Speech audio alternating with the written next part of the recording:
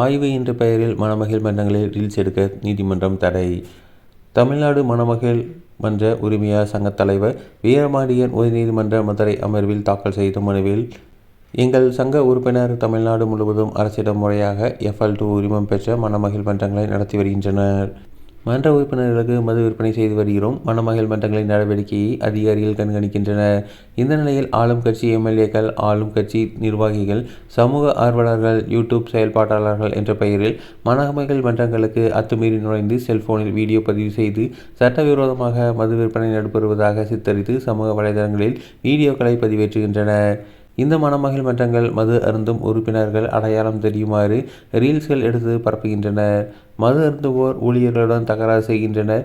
வீடியோக்களை காட்டி மணமகள் மன்ற உரிமையாளர்களிடம் பணம் கேட்டு மிரட்டுகின்றனர். விருதுநகர் மாவட்டம், கூமாப்பட்டி, திருச்சி மாவட்டங்களில் மணமகள் மன்றங்களில் ஆளும் கட்சி நிர்வாகிகள் ஆய்வு என்ற பெயரில் நுழைந்து தேவையற்ற பிரச்சனைகளை ஏற்படுத்தியுள்ளனர்.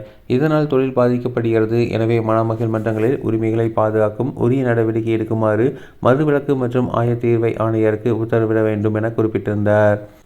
மனுவை நீதிபதி சரவணன் விசாரித்தார். அரசு தரப்பில் பதில் மனுவை தாக்கல் செய்ய அவகாசம் கோரப்பட்டது. பின்னர் நீதிபதி, மணமகள் மன்றங்களில் துறை அதிகாரிகள் மட்டுமே ஆய்வு செய்ய வேண்டும். யூடியூபர்கள், அரசியல் கட்சியினர், தொடர்பில்லாத நபர்கள் அத்துமீறி உள்ளே நுழைந்து வீடியோ பதிவு செய்ய தடை விதிக்கப்படுகிறது. இதை அதிகாரிகள் உறுதிப்படுத்த உத்தரவிட்டு விசாரணையை தள்ளி வைத்துள்ளார்.